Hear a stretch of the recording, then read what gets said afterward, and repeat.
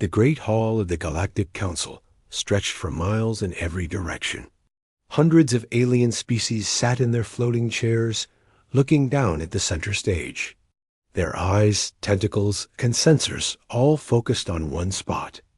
Today they would decide if Earth could join their group. Ambassador Zix 471 walked to the center of the room. He was tall and thin, with blue skin that seemed to glow. His forearms moved as he spoke, and his voice carried to every corner of the massive space. He worked for the Thrakari Empire, one of the most powerful groups in the galaxy. Fellow council members, Zix 471 began, his voice full of mockery. We gathered today to discuss the humans of Earth. They want to join our council. They think they belong with us. A large screen appeared in the air above him. It showed pictures of Earth. Green parks filled with children playing. Peaceful cities with tall buildings and clean streets. Humans walking together, talking and laughing. Schools and hospitals. Farms growing food. Look at this, Zix 471 said, pointing at the screen. They call this civilization. They are proud of their peaceful ways. They think avoiding war makes them smart. The alien audience began to whisper among themselves. Some laughed. Others shook their heads. A few made sounds that might have been snorting. Fleet. Commander Kresh leaned forward in his chair. He was huge, with thick gray skin and 6 red eyes. His species, the Valdorians, controlled the largest war fleet in the galaxy. Show us their military, he demanded. The screen changed. Now it showed human soldiers, but they looked small and weak compared to alien warriors. Their weapons seemed simple. Their ships looked old and slow. This is their entire defense force, Zix 471 said with a laugh. They spend more money on feeding poor people than on building weapons. They give away resources to help other planets, expecting nothing back. Can you believe it? High Counselor Vex stood up.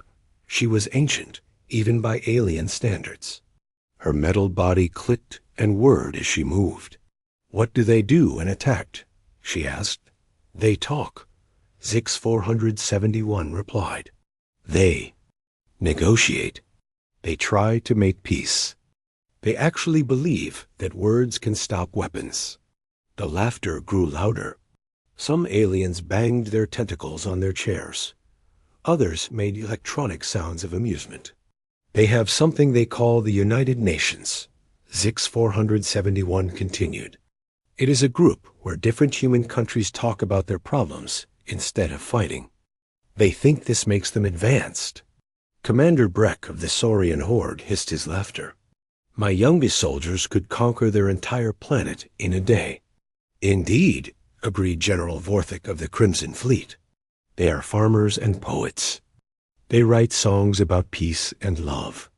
They make art instead of armor. The screen showed more images. Human doctors helping sick aliens on distant worlds. Human engineers building schools on poor planets. Human scientists sharing their knowledge freely with other species. Look at this foolishness, Zix 471 said. They send medical supplies to worlds that cannot pay them back. They teach farming techniques to primitive species. They even help planets rebuild after wars, asking for nothing in return. Pathetic, muttered Fleet Commander Kresh. No wonder they have no real military. They waste everything on kindness. High Counselor Vex processed the information through her mechanical brain. Their technology appears basic. Fusion drives that. Are centuries behind our own. Energy weapons that would not scratch our shields. Chemical rockets that barely reach their own moon. Exactly. Zix 471 agreed. They are children playing with toys. They have no place among real civilizations. The vote was quick. Every single alien species voted against Earth joining the Council. The reason was simple. Humans were too weak, too soft, too kind to deserve respect. Let the record show, High Counselor Vex announced. that Earth is classified as a passive agricultural world. No military threat. No strategic value. No membership. Granted, the aliens began to leave, already forgetting about the humans, but some stayed behind to talk. Such a waste of a good planet, said Commander Breck. All that water and farmland. Maybe we should take it, suggested General Vorthik. The humans would not even fight back. An excellent idea, agreed Zix 471. Why let such resources go to waste? We could use Earth as a supply world for our fleets. Meanwhile, on Earth, Captain Jake Morrison sat in his office reading the rejection message. His face showed no emotion, but his hands gripped the paper tightly. He had served in the Terran Defense Force for 20 years. He knew what this rejection really meant. Lieutenant Amy Rodriguez knocked on his door.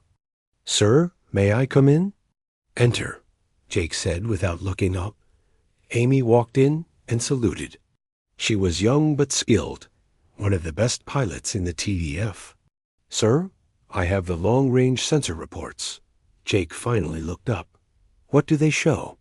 "Multiple alien fleets gathering near the outer rim," Amy reported. "They are not just rejecting us, sir. They are planning something bigger." Jake stood up and walked to the window. Outside, he could see the city where millions of humans lived their peaceful lives.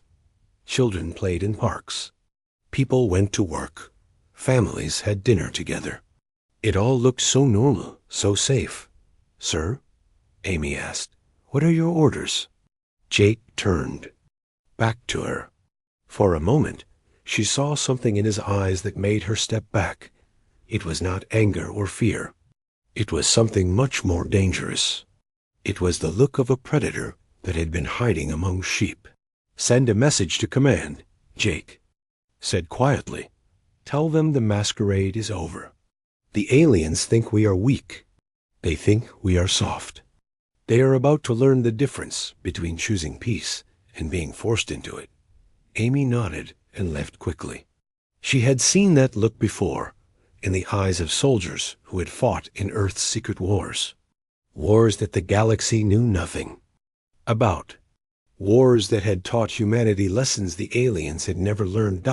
In the depths of space, alien fleets began to move toward Earth.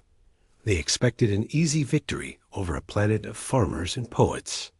They had no idea that they were about to face the descendants of warriors who had conquered entire continents with nothing but determination and crude weapons. The galaxy was about to learn that Earth's peaceful nature was not weakness. It was a choice. And when that choice was taken away, the universe would remember why humans had survived. Every disaster their planet had thrown at them, the mockery was about to end. The real lesson was about to begin. 3 months passed after the Galactic Council rejected Earth's membership. During this time, massive alien fleets gathered in the dark spaces between stars. Ships from a dozen different species came together under one banner, the Thrakari Empire. Admiral Zix 471 stood on the bridge of his flagship, the Destroyer of Worlds. Through the huge windows, he could see over 500 warships floating in formation. Each ship was bigger than anything humans had ever built. Their weapons could destroy entire cities with one shot. "Admiral," his aide said, "all fleets report. Ready for the assault." Zix 471 smiled with his thin blue lips. "Excellent. Today, we will show the galaxy what happens to species that waste resources on kindness." The alien fleet jumped into hyperspace, heading for Earth's solar system. The journey took only hours. When they arrived, they found exactly what they expected: a quiet blue planet with no major defenses visible.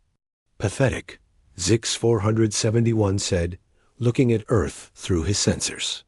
"I see civilian traffic, cargo ships, and a few small patrol vessels. Where is their great military?" His tactical officer, a creature with multiple eyes, studied the readings. "Sir, I detect no significant weapon systems on the planet's surface." Their orbital stations appear to be for communication and research only. Of course they are, the Admiral laughed. Begin the assault. Target their major cities first. Let us end this quickly so we can start mining their resources. The massive alien fleet moved forward, weapons charging. They spread out in attack. Formation, each ship taking aim at different parts of Earth. On Earth's surface, warning alarms began to sound. But there was no panic in the streets. Instead, people calmly walked to designated areas. Children held their parents' hands. Elderly. People helped each other along. Everyone seemed to know exactly what to do. President Lisa Harper appeared on every screen across the planet. She was a calm woman in her 50s, with gray hair and steady eyes. She had been a soldier before becoming a politician, and it showed in how she carried herself. "My fellow humans," she said, her voice carrying to every corner of the globe, "the time for hiding our true nature has ended. As of this moment, I am authorizing Protocol Omega-7.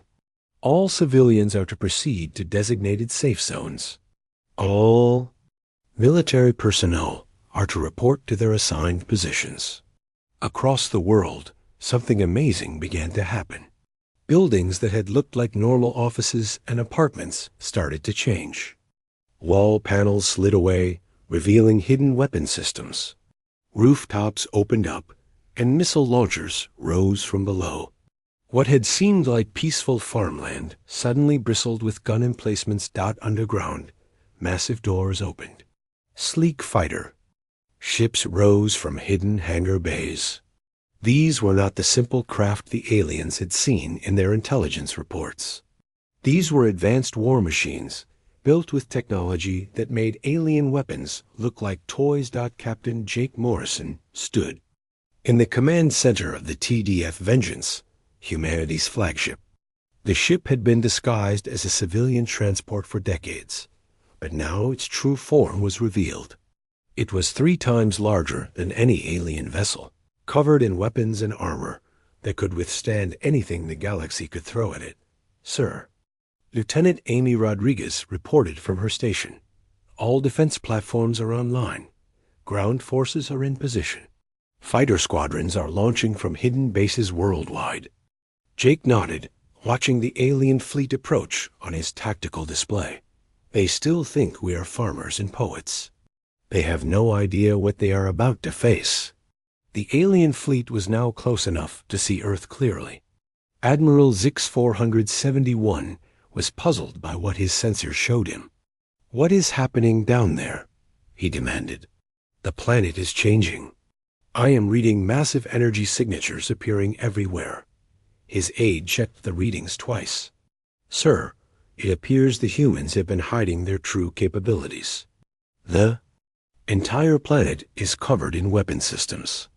"Impossible," Zix 471 said. "Our intelligence was perfect. Earth is a peaceful world with no military threat." "That is what they wanted us to think," his tactical officer said, his multiple eyes wide with shock. "Admiral, I am reading power levels that exceed our own fleet's capabilities." From Earth's surface, President Harper made another announcement. This time, her voice carried to the alien fleet as well as her own people. "To the alien forces approaching our world," she said, "you have made a terrible mistake. You judged us by your own standards. You thought that because we choose peace, we are weak. You thought that because we help others, we cannot help ourselves. You were wrong." The first shots came from Earth's hidden orbital platforms. Beams of energy more powerful than anything the aliens had ever seen cut through space. They struck the lead alien ships, and the results were devastating. Entire vessels simply disappeared, turned to dust by weapons that operated on principles the aliens did not understand. "Return fire!" Admiral Zix 471 screamed. "All ships, return fire!" The alien fleet unleashed everything they had. Thousands of energy beams and missile strikes hit Earth's defenses. But the humans were ready. Shield generators that had been hidden for decades activated, protecting the planet with barriers of pure energy. Impossible, Zix 471 whispered as he watched his fleet's best weapons bounce harmlessly off Earth's shields. What kind of technology is this? Captain Jake Morrison's voice came over the communication channels, calm and steady. The kind of technology developed by a species that has been preparing for this day for over a century. Did you really think we would remain defenseless forever? The human counterattack began in earnest. Fighter squadrons launched from every continent on Earth. These were not the simple craft the aliens expected. They were advanced war machines that moved through space like living things, dodging alien weapons and striking with precision. Lieutenant Amy Rodriguez piloted her fighter through the alien formation, destroying 3 enemy ships in seconds. "This is Eagle One," she reported. "Enemy ships are using predictable attack patterns. They have clearly never fought against adaptive tactics." "Confirmed, Eagle One," came the reply from another pilot.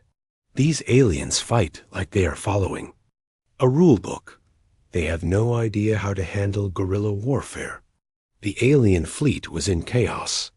Ships that had seemed invincible minutes before were exploding left and right. The humans were not just fighting back, they were winning. How is this possible? Admiral Zix 471 demanded as another section of his fleet was destroyed. "They are supposed to be peaceful. They are supposed to be weak." Captain Jake Morrison's face appeared on every alien ship's communication screen. His expression was calm, but his eyes held a fire that made even the battle-hardened aliens step back. "You want to know how this is possible?" Jake asked. "Because you fundamentally misunderstood what peace means to humans. We do not choose peace because we are weak. We choose peace because we know the true cost of war." The screen behind him showed images of Earth's real history. Not the sanitized version they had presented to the galaxy, but the truth. Humans had fought countless wars throughout their history. They had survived ice ages, plagues, and disasters that would have destroyed most species. They had built weapons capable of destroying their own planet multiple times over. "We have been at war with ourselves, with nature, with disease, with ignorance for our entire existence," Jake continued. "We learned to fight in the harshest conditions imaginable. We learned to win when victory seemed impossible. And we learned that the greatest victory is the one that does not require fighting at all." The alien fleet was now down to half its original size. Ships that had survived dozens of battles were being destroyed by human forces that seemed to anticipate their every move. "Sir," the tactical officer said to Admiral Zix 471, "we need to retreat. We are losing too many ships." "No," ZYX 471 shouted. "We cannot be defeated by farmers and poets. Continue the attack." But it was too late. The human fleet had revealed itself in full. Ships that had been hidden throughout the solar system appeared from behind asteroids and moons. They were not just more advanced than alien technology. They were centuries ahead. The battle was turning into a massacre. And the aliens were beginning to understand that they had made the worst mistake in galactic history. They had attacked the one species that had chosen peace not from weakness, but from strength. And now the peace was over. The space around Earth became a graveyard of alien ships. What had started as a massive invasion fleet was now reduced to scattered groups of vessels trying desperately to survive. The humans were not just fighting back, they were hunting. Admiral Zix 471 watched in horror as another section of his fleet disappeared in brilliant explosions. His flagship shook as human weapons struck its shields. These were not the primitive energy beams his intelligence reports had described. These were weapons that seemed to tear apart the very fabric of space itself. "Sir," his aide said, his voice shaking, "we have lost over 300 ships. The humans are using tactics we have never seen before." "Impossible," Zix 471 repeated, but his voice lacked conviction. They are a peaceful species. They negotiate. They do not fight. Captain Steve Collins of the TDF Retribution laughed as his ship tore through 3 alien cruisers in a single pass. His voice came over the communication channels, heard by every surviving alien ship. Peaceful? Steve said. You are right. We prefer peace. But you made one critical error in your intelligence gathering. You assumed that because we choose not to fight, we do not know how to fight. The human ships moved through space like predators stalking prey. They appeared from behind asteroids, struck with devastating precision, and vanished before the aliens could respond. It was a type of warfare the galactic powers had never experienced. This is impossible, Admiral Zix 471 said, watching his tactical display. How can they know where we are going to be before we get there? His tactical officer, trembling with fear, provided the answer. Sir, they are not just reacting to our movements. They are predicting them. It is as if they can see the future. What the aliens did not understand was that humans had been fighting each other for thousands of years. They had developed strategies for every possible situation. They had learned to think like their enemies, to anticipate their moves, to turn their strengths into weaknesses. On Earth's surface, the planet revealed its true nature. Cities that had seemed purely civilian were actually massive fortress complexes. Buildings rose on mechanical platforms, revealing underground military installations that had been hidden for generations. Commander Lisa Parker coordinated the ground defenses from beneath New York. The command center was 5 miles underground, protected by layers of armor and energy shields. Around her, hundreds of officers worked at stations that controlled weapon systems across the entire planet. Enemy dropships attempting to land in Sector 7, she reported, deploying urban warfare specialists. The alien ground forces had expected to face civilians, ordinary people who would surrender quickly. Instead, they found themselves fighting humans who seemed to know every street, every building, every possible hiding place. Lieutenant Dan Brooks crouched behind a concrete barrier in downtown Chicago. Around him, his squad of soldiers waited for the alien troops to enter their kill zone. These were not regular military personnel. They were civilians who had been trained since childhood to defend their homes. Remember, Dan whispered to his team, these aliens have never fought in cities before. They do not understand urban warfare. Use the environment against them. The alien soldiers advanced down the street, their weapons ready. They moved in perfect formation, exactly as their military manuals instructed. It was their first mistake. Human fighters appeared from windows, doorways, and sewers. They struck from every direction at once, using tactics that turned the city itself into a weapon. The aliens found themselves trapped in a maze of steel and concrete, fighting an enemy that seemed to be everywhere and nowhere at the same time. This is impossible, the alien commander said as his forces were systematically destroyed. The intelligence reports said they were civilians. Sir, one of his soldiers reported, these humans fight like they have been at war their entire lives. They know things about combat that we were never taught. What the aliens did not know was that every human child learned basic combat skills in school. They called it physical education and team sports, but it was really training for war. Humans had learned that the only way to maintain peace was to be ready for war at all times. In space, the battle continued to rage. The alien fleet was now down to less than 100 ships, and they were scattered across the solar system.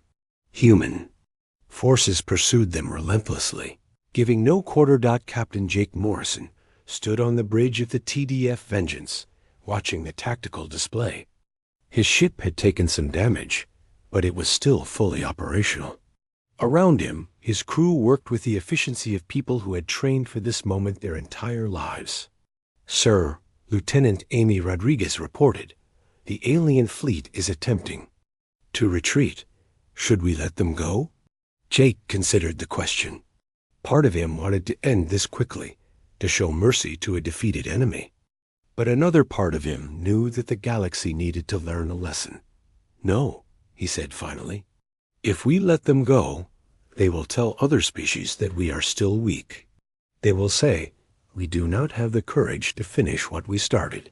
We need to make sure this lesson is understood by everyone. The human ships moved to intercept the retreating aliens. What followed was not really a battle. It was a demonstration.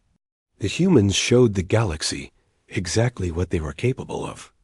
Pushed to their limits, Admiral Zix 471 found himself trapped in a debris field, his ship's engines destroyed. Around him, the remains of his once mighty fleet drifted in space. He had started the day commanding over 500 warships. Now he had fewer than 20 vessels, still capable of fighting. "Sir," his aide said, "incoming transmission from the human flagship." Captain Jake Morrison's face appeared on the screen. He looked calm, almost peaceful, but his eyes held a hardness that made the alien admiral step back.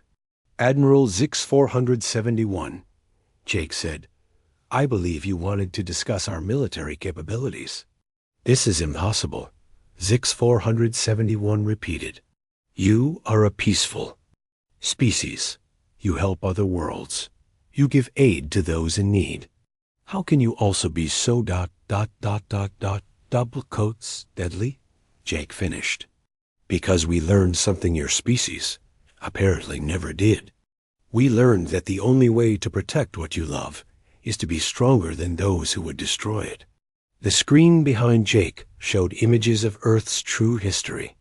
Not the peaceful version the aliens had seen, but the reality. Humans had fought wars with weapons that could destroy entire continents. They had survived disasters that would have ended most civilizations. They had learned to fight not just against other humans, but against their own planet. "You see," Jake continued, "when your species learns to split atoms for energy, you also learn to split them for weapons. When you master genetics to cure disease, you also understand biological warfare. When you develop technology to explore space, you also know how to weaponize it." The alien admiral stared at the screen in horror. "But your people, they are kind. They help others.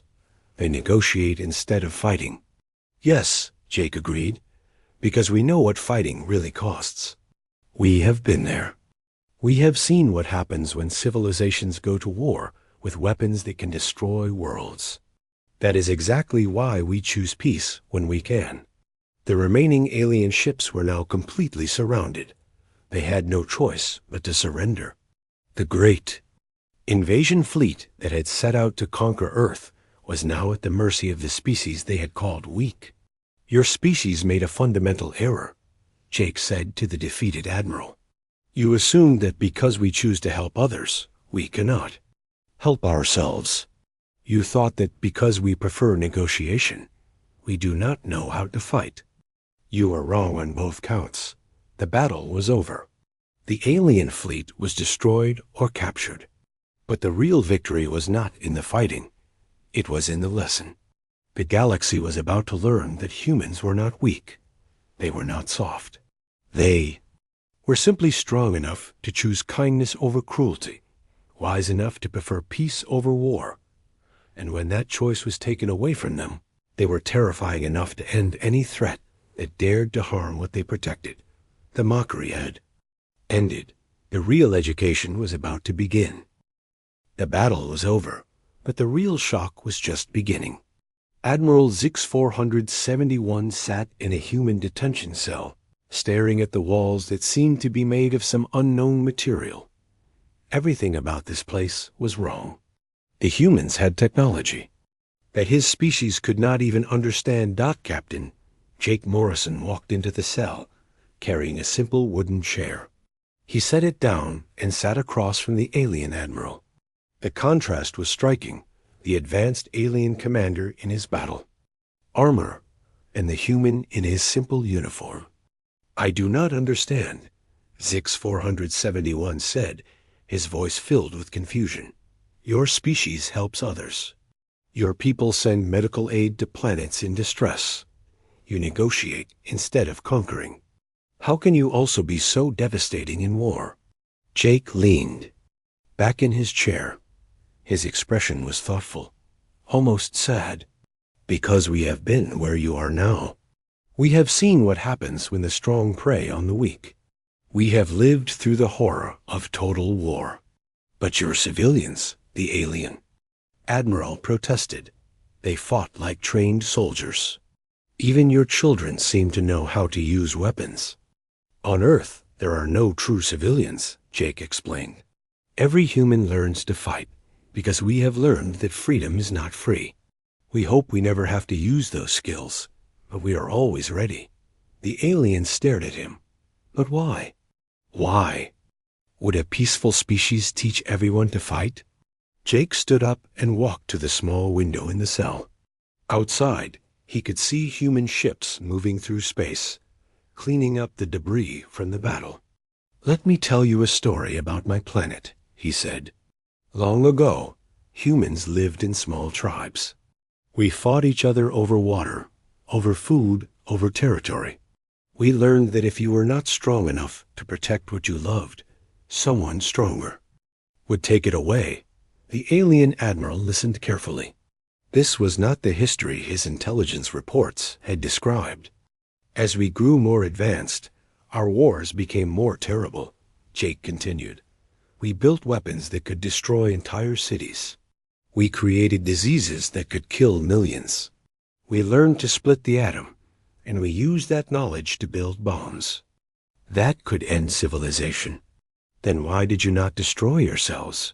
Zix 471 asked. "Because we learned something that your species apparently never did," Jake replied. "We learned that the only way to have peace is to be strong enough to enforce it.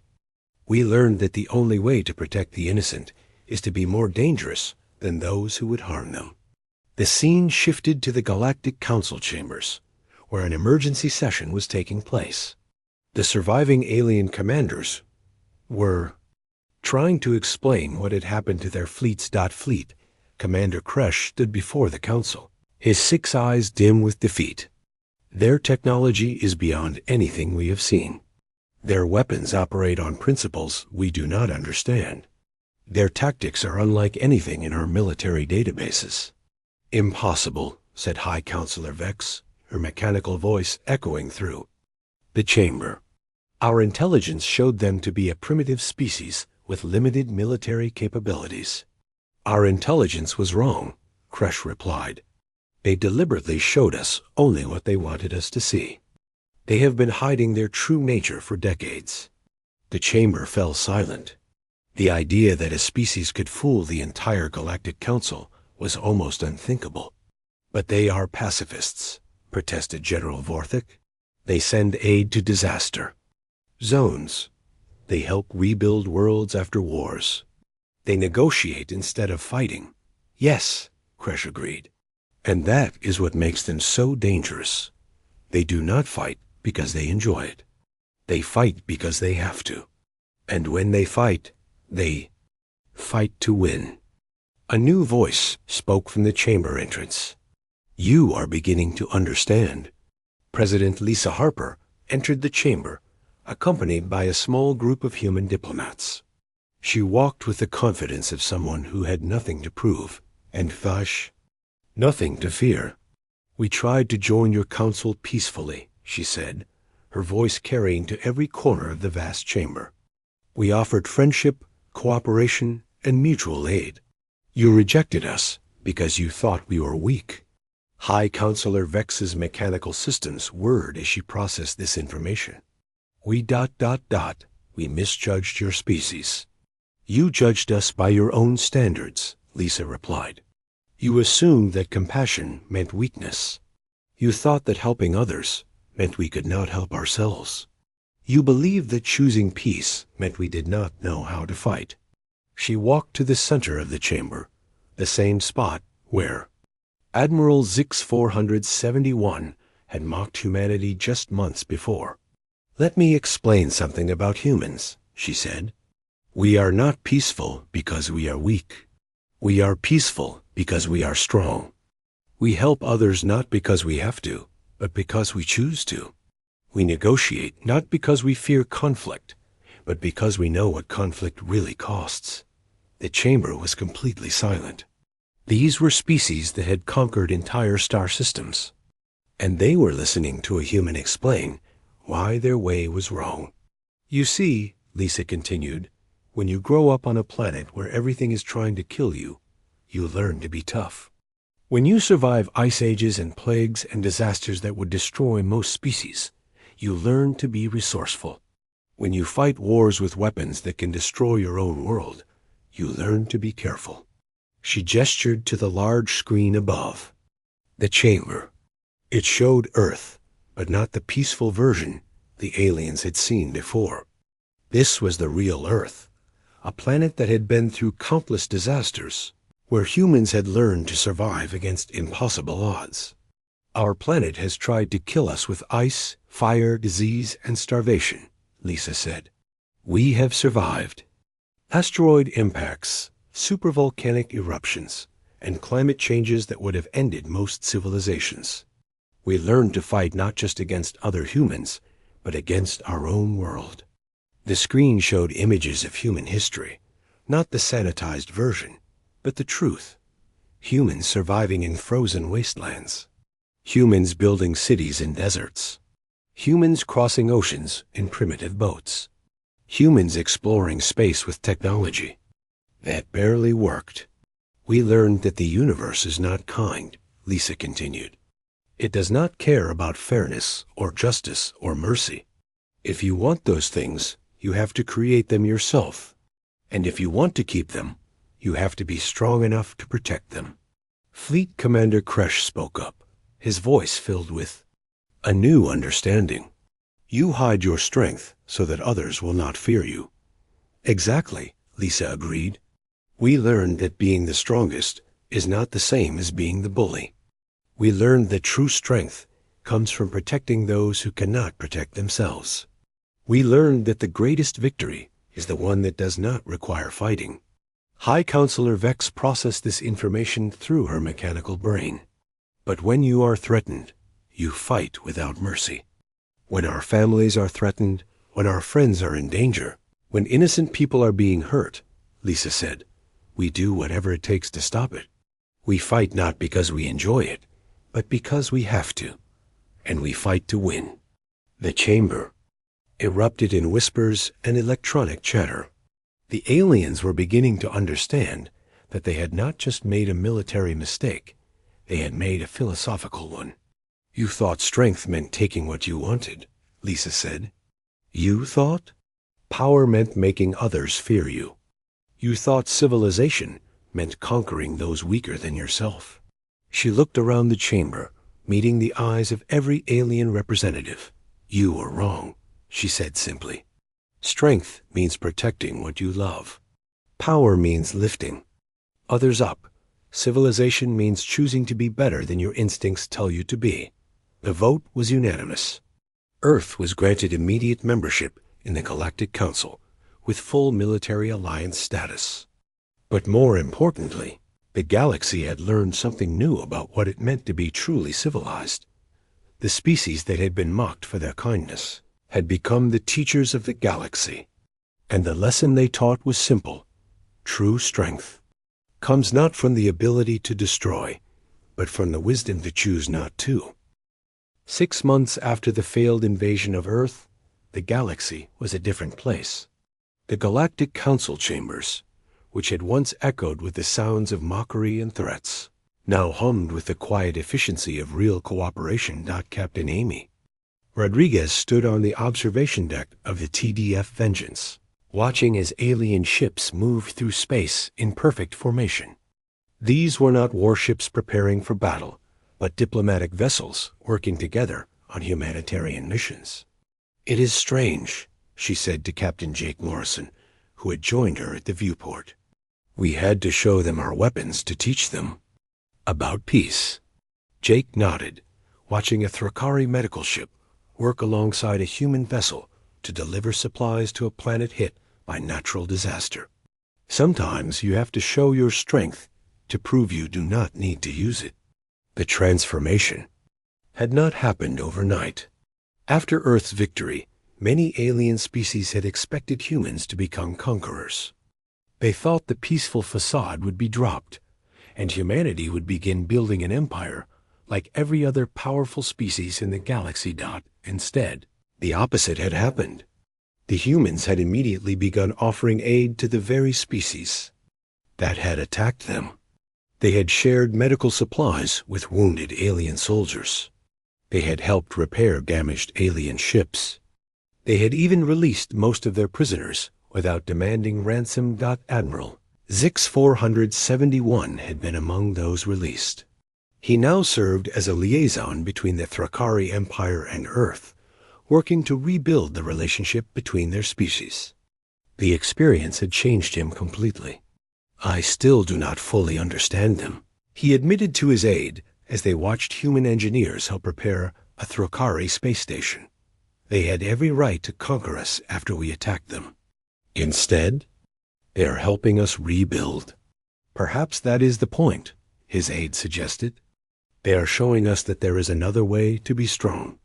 The real change in the galaxy had begun when other species started asking humans for help. Not military aid, but something more basic: advice on how to solve problems without violence.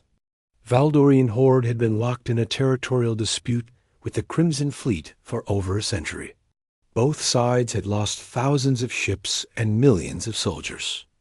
When they finally asked Earth to mediate, the humans had solved the problem in 3 days. The solution was simple. Instead of fighting over the disputed star system, both species would work together to develop it. The Valdorians were excellent miners, while the Crimson Fleet had advanced manufacturing technology. By combining their strengths, both species prospered more than either could have alone. "We never thought of cooperation," Fleet Commander Kresh admitted to President Lisa Harper during the signing ceremony. "In our culture, strength meant taking what others had.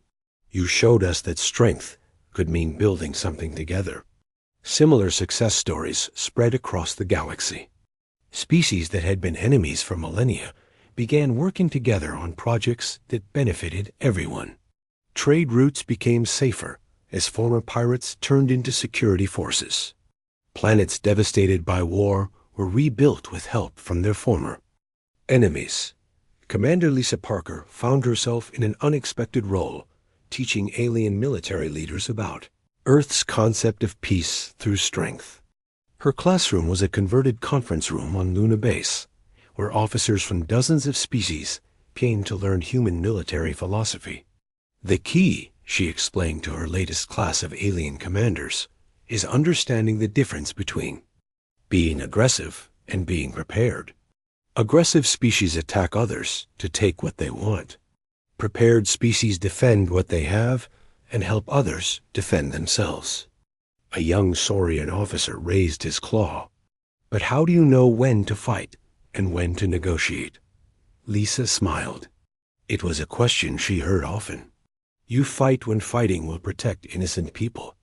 You negotiate when talking can solve the problem. The wisdom is knowing which situation you are in." "What if the enemy will not listen to negotiation?" asked a Thrakari cadet. "Then you make them listen," Lisa replied. "But not through threats or intimidation. You make them listen by being so strong that they know fighting you would be pointless, and so fair that they know talking to you will give them a better outcome than fighting would." The transformation was not limited to military matters. Human scientists were sharing their knowledge freely with other species, but not in the way the galaxy had expected. Instead of simply giving aliens advanced technology, humans taught them how to develop it themselves. Dr. Paul Martinez stood in his laboratory on Mars, working alongside alien researchers from 6 different species. They were developing new medical treatments that could work on multiple alien biologies, something that had never been attempted before. The secret, he explained to his alien colleagues, is not to assume that one solution will work for everyone. You have to understand the problem from each perspective, then find a solution that takes all of them into account. The results were remarkable. Diseases that had plagued certain species for centuries were being cured. Planets that had been considered uninhabitable were being terraformed using techniques that worked for multiple alien biologies simultaneously. But perhaps the most significant change was in how the galaxy thought about conflict resolution. The Galactic Council had once been a place where powerful species made demands and weak species submitted. Now it was becoming a forum where problems were actually solved. High Counselor Vex observed the changes with fascination. Her mechanical brain was perfectly suited to analyzing patterns, and the pattern she saw was clear. Wherever humans became involved in galactic affairs, violence decreased and prosperity increased. "It is remarkable," she said to President Lisa Harper during a break in council proceedings. "Your species has managed to become the most powerful force in the galaxy without conquering a single world." Lisa laughed. "We conquered the most important thing, the idea that strength and kindness are opposites. Once people understand that the strongest choice is often the kindest choice, everything else becomes possible." The proof of this philosophy was visible everywhere. Human-protected trade routes had become the safest in the galaxy. Planets under human protection were rebuilding faster than anyone thought possible. Species that had been enemies for generations were learning to work together. Lieutenant Dan Brooks, who had fought in the defense of Chicago, now found himself training alien civilians in disaster response. His students were not soldiers, but ordinary people who wanted to learn how to protect their communities. "The first rule," he told them, "is that everyone is responsible for everyone else. When disaster strikes, you do not ask what species someone is or what planet they come from. You ask how you can help." The aliens struggled with this concept at first. Most galactic species had strong tribal instincts. They protected their own kind and ignored everyone else. But humans had learned to extend their definition of family to include anyone who needed help. The galaxy began to change in ways no one had expected. Piracy dropped to almost zero as former criminals found legitimate work helping with reconstruction projects. Border disputes were resolved through mediation instead of warfare. Species that had never communicated before began sharing knowledge and resources. Captain Jake Morrison returned to Earth for the first time since the battle. As his ship descended through the atmosphere, he could see the changes even from space. The hidden weapons platforms were still there, but they were joined by new structures, spaceports, research stations, and communication arrays that connected Earth to every corner of the galaxy. He landed at the same military base where he had received the original rejection from the Galactic Council. The base looked different now. It was still a military installation, but it was also a training center where humans and aliens learned to work together. "Welcome home, sir." Lieutenant Amy Rodriguez greeted him at the landing pad. She wore a new uniform now, one that marked her as part of the Galactic Peace Corps, a joint human-alien organization dedicated to preventing conflicts before they started. "How are the recruitment numbers?" Jake asked as they walked toward the main building. "Beyond our wildest expectations," Amy replied. "We have applications from species that have never cooperated with anyone before.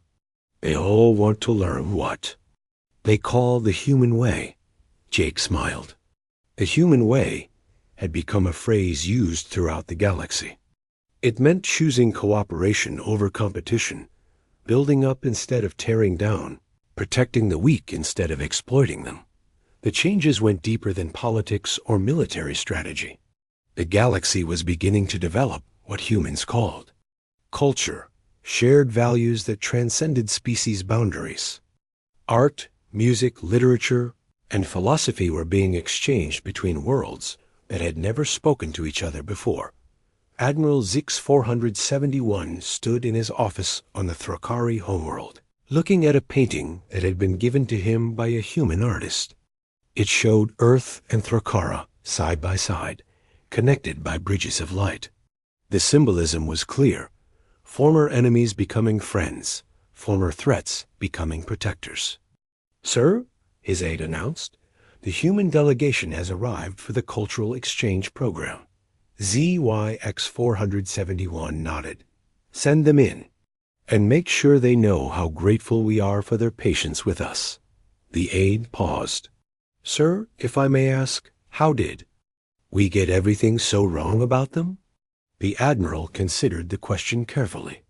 "We assumed thou